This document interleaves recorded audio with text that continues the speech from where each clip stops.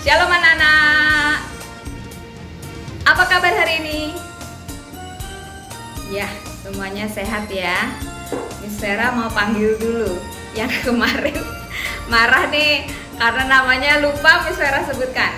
Shalom Emil, apa kabar? Ya, Miss Vera udah sebut nama Emil ya. Nah, anak-anak, hari ini kita akan siap untuk mendengarkan cerita firman Tuhan. Semuanya siapkan hatimu, kita akan berdoa lebih dulu sebelum mendengarkan firman Tuhan. Tuhan Yesus, kami bersyukur hari ini kami akan belajar lagi dari firman-Mu. Tuhan berkati kami semua supaya kami mengerti dan kami dapat melakukan sejak kami masih kecil. Terima kasih Tuhan, dalam nama Tuhan Yesus kami berdoa. Amin. Anak-anak, cerita ini terjadi setelah Tuhan Yesus bangkit. Setelah itu, Yesus muncul sekali lagi di hadapan murid-muridnya di Danau Tiberias. Inilah yang terjadi. Simon Petrus, Thomas yang disebut si kembar, Nathanael yang berasal dari Kana di Galilea, anak-anak Zebedeus, dan 2 murid Yesus lainnya sedang berkumpul. Simon Petrus berkata kepada yang lain, "Kami akan menangkap ikan." "Kami akan ikut denganmu," kata mereka.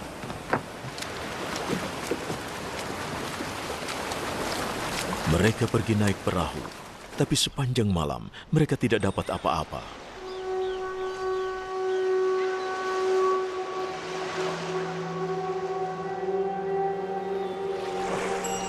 Saat matahari mulai terbit, Yesus berdiri di tepi pantai. Tapi para murid tidak tahu bahwa itu Yesus. Anak muda, kalian sudah menangkap ikan? Tidak satu pun. Tebarkan jala kalian ke sebelah kanan perahu. Kalian akan mendapatkan ikan.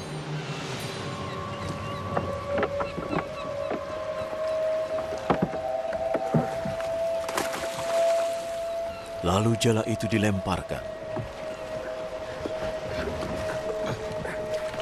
Tetapi tidak bisa ditarik lagi.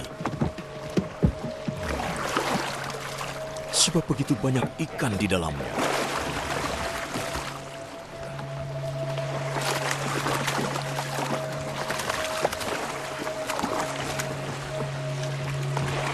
Murid yang dikasihi Yesus berkata pada Petrus, Itu adalah Tuhan.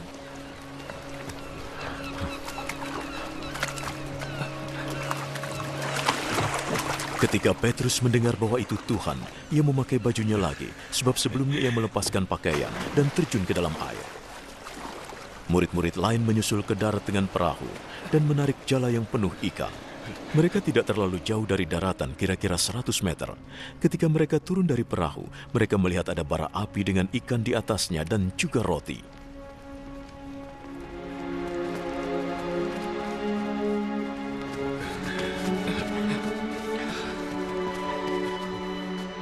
Bawalah ikan yang baru saja kalian tangkap.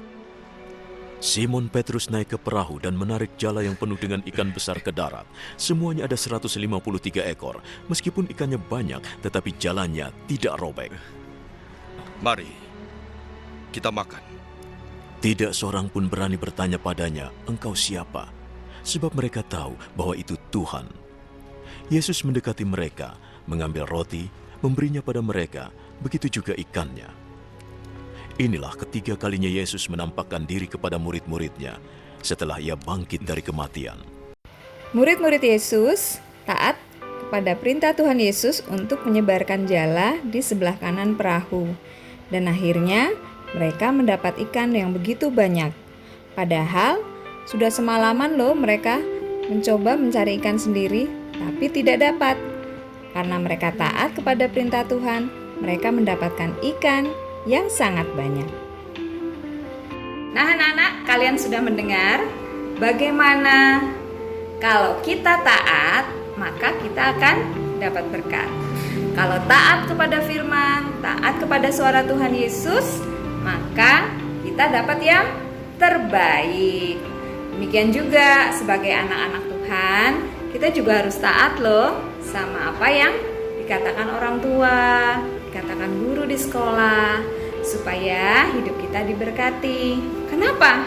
Karena biasanya orang tua atau guru itu mengatakan mengajarkan hal-hal yang baik, yang berguna untuk kita sendiri. Karena itu, ingat selalu untuk taat kepada firman Tuhan, taat kepada Tuhan, taat kepada orang tua dan orang yang lebih tua. Karena kita akan menjadi orang-orang yang diberkati. Tapi kalau tidak taat bagaimana anak-anak? Nah, biasanya kalau tidak taat, maka akan terjadi yang sebaliknya. Misalnya, kita jadi sakit, kita jadi kehilangan sesuatu yang kita miliki, ya, atau kita jadi nggak pinter karena kita tidak taat.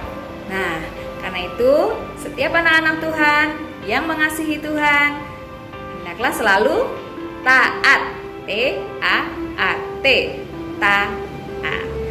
Oke, anak-anak yang taat, mari kita berdoa untuk menutup cerita kita hari ini. Tuhan Yesus, terima kasih buat firman-Mu. Kami ingin menjadi anak yang selalu taat kepada firman Tuhan, taat kepada Tuhan, taat kepada orang tua dan orang yang lebih tua, supaya kami hidupnya diberkati. Terima kasih Tuhan. Dalam nama Tuhan Yesus kami berdoa. Semua yang percaya berkata, amin. Tuhan Yesus memberkati.